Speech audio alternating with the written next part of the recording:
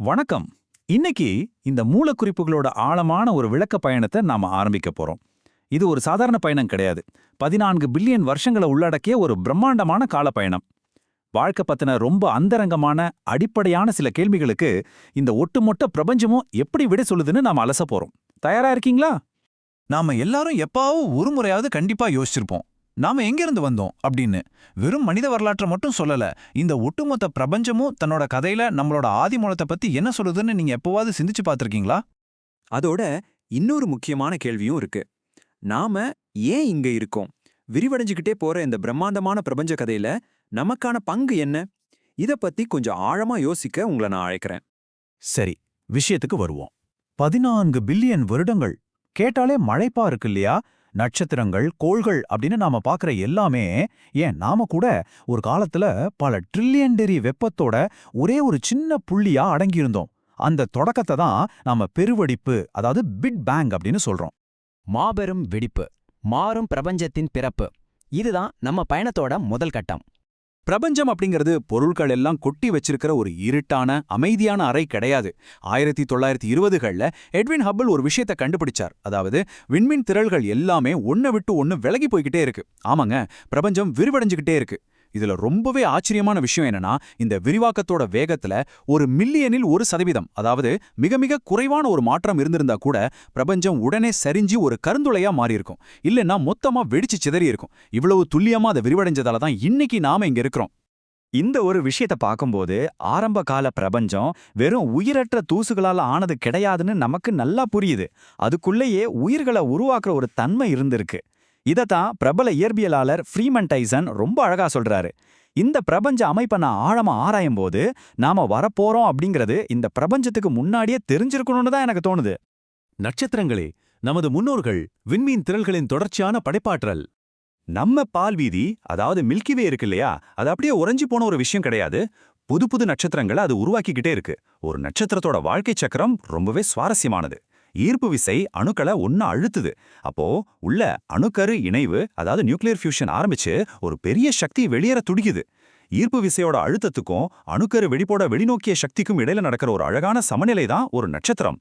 எரிபொருள் தீர்ந்ததும் அது சூப்பர் நோவாவை வெடிச்சு செதறுது. இதுல ஒரு முக்கியமான விஷயம் என்ன தெரியுமா? இந்த சூப்பர் நோவா வெடிப்பு மூலமா தான் பாஸ்பரஸ், ஆக்சிஜன், கார்பன் மாதிரியான கனமான தனிமங்கள் எல்லாம் பிரபஞ்சம் முழுக்க தூவப்படுது. அதாவது இப்ப நம்ம மூளையிலையும் தோல்லையும் இருக்கிற ஒவ்வொரு கார்பன் அணுவும் பல கோடி வருஷங்களுக்கு முன்னாடி வெடிச்சு சிதறின ஒரு நட்சத்திரத்துல இருந்து வந்ததுதான். நிஜமாவே நட்சத்திரங்கள் தான் நம்மளோட உண்மையான உயிரியல் முன்னோர்கள். நம்பவே முடியல இல்லையா? வாழும் கற்கும் பூமி, உருகிய பாறையிலிருந்து சுய ஒழுங்கமைப்பு வரை. இப்படி நட்சத்திரங்கள் வெடிச்சு சிதறின தூசுகள்ல இருந்து தான் நம்ம சூரிய குடும்பம் உருவாச்சு.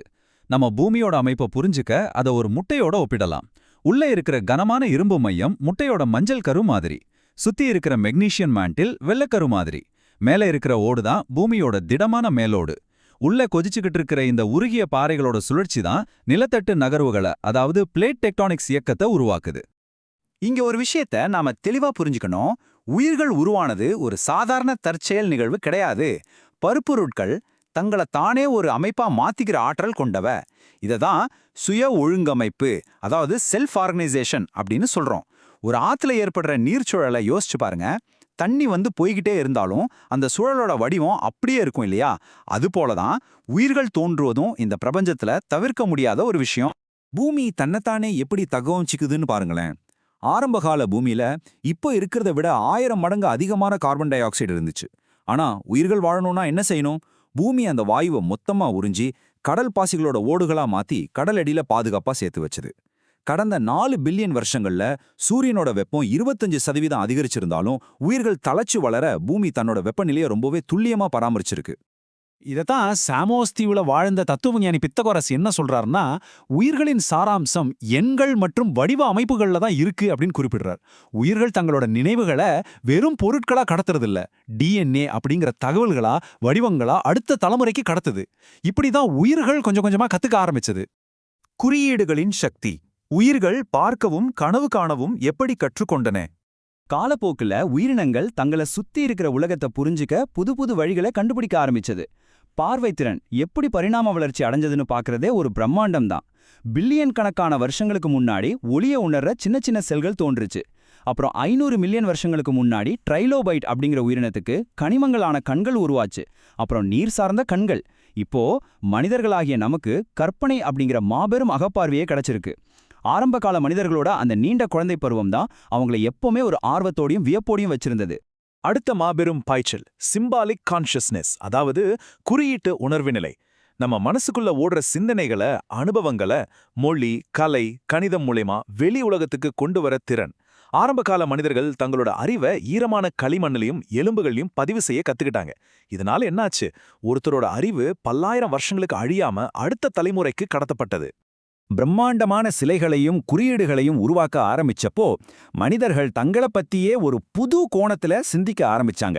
நம்ம உணர்வு நிலை குறியீடுகளை உருவாக்குது. அந்த குறியீடுகள் திரும்பவும் நம்ம உணர்வு நிலையை இன்னும் கூர்மையாக்குது. இது ஒரு சுய பெருக்க சுழற்சி, அதாவது செல்ஃப் ஆம்பிளிஃபையிங் லூப். சுருக்கமா சொல்லணும்னா மனித இனம் தன்னைத்தானே புதுப்பிச்சு ஒரு புது வடிவத்துல ஈன்றெடுத்துக்குச்சு. கிரகத்தை மாற்றும் ஒரு இனம், பரிணாமத்தின் கட்டுப்பாட்டை கைப்பற்றுதல். இப்போ நாம நவீன காலத்துக்கு வந்துட்டோம். நம்மளோட அசுரத்தனமான நம்பிக்கையும் கணித அறிவியலும் சேர்ந்து இந்த பூமியோட முகத்தையே மொத்தமா மாத்த ஆரம்பிச்சிருச்சு. இதுல நாம கவனிக்க வேண்டிய ரொம்ப முக்கியமான விஷயம் இந்த மாபெரும் தலைகீழ் மாற்றம்தான். ஒரு காலத்துல இயற்கையும் உயிரியலும் சேர்ந்து மனிதனோட குறியீட்டு சிந்தனையை உருவாக்குச்சு. ஆனா இன்னைக்கு நிலைமை அப்படியே தலைகீழ். நம்மளோட அந்த குறியீட்டு சிந்தனை ஒட்டுமொத்த இயற்கையோட பரிணாம வளர்ச்சியே தன் கட்டுப்பாட்டுக்குள்ள கொண்டு வந்துடுச்சு. இதோட விளைவுகள் ரொம்பவே தீவிரமானது. இயற்கைய நாம வெறும் நுகர்வு பொருளா, நமக்கு தேவையான வளமா மட்டுமே பார்க்க ஆரம்பிச்சதால உலகளாவிய பனிப்பாறைகள் உருகிட்டு வருது. பவளப்பாறைகள் அதோட நிறமிழந்து அழிஞ்சுகிட்டு இருக்கு. வருஷா வருஷம் ஆயிரக்கணக்கான உயிரினங்கள் முற்றிலுமா அழிஞ்சு போய்கிட்டு இருக்குன்னு தரவுகள் ரொம்பவே தெளிவா சொல்லுது. 65 மில்லியன் வருஷங்களுக்கு முன்னாடி டைனோசர்கள் அழிஞ்சப்ப நடந்த மாற்றத்துக்கு பிறகு இந்த அளவுக்கு ஒரு பெரிய மாற்றம் இப்பதான் நடக்குது. சரி, இந்த மொத்த பிரபஞ்ச கதையையும் சுருக்கமா சொல்லணும்னா, கடந்த 14 பில்லியன் வருஷங்கள்ல சாதாரண ஹைட்ரஜன் வாயு எப்படி தண்ணியே மலைகளாகவும் பட்டாம்பூச்சிகளாகவும் இசையாகவும் கடைசியில மனிதர்களாகிய நாமாகவும் மாத்திக்கிச்சு அப்படிங்கிற நெடிய பயணம் இது. இந்த பூமியோட செழிப்புல நாமும் முழுமனதோடு கலந்துக்கணும் அப்படிங்கறதான் நம்மளோட ஆழமான விருப்பமா இருக்கணும். நாம இந்த பிரபஞ்சத்துக்கு அந்நியமானவங்க கிடையாது. பிரபஞ்சத்தோட அந்த சுய ஒழுங்கமைப்பு திறன் நம்மளோட மனசு ஒரு குறிப்பிட்ட காரணத்துக்காகத்தான் உருவாக்கி இருக்கு. ஒருவேளை இந்த பிரபஞ்சத்தை ஆழமா உணர்ந்து ஒரு வகையில நாமே இந்த பிரபஞ்சத்தோட மனசும் இதயமா இருக்கும் அப்படிங்கறத புரிஞ்சுக்கிறது தான் நம்மளோட இறுதி விதியா இருந்தா யோசிச்சு பாருங்க. இறுதியா இந்த விளக்க பயணத்தை முடிக்கிறப்போ நாம எல்லாரும் நம்மளையே கேட்டுக்க வேண்டிய ஒரு கேள்வி இருக்கு. இந்த பிரம்மாண்டமான பிரபஞ்ச பரிணாமத்தோட நம்ம செயல்களை எப்படி இணைக்க போறோம்? நம்மளோட இந்த தனித்துவமான குறியீட்டறிவை வச்சு இந்த பூமியை எப்படி புதுப்பிக்க போறோம்? இந்த ஒரு வியப்பான கேள்வியோட நான் விடைபெறுகிறேன். இந்த தேடல் உங்களுக்கு புதுமையான ஒரு பார்வையை கொடுத்திருக்கும்னு நம்புறேன்.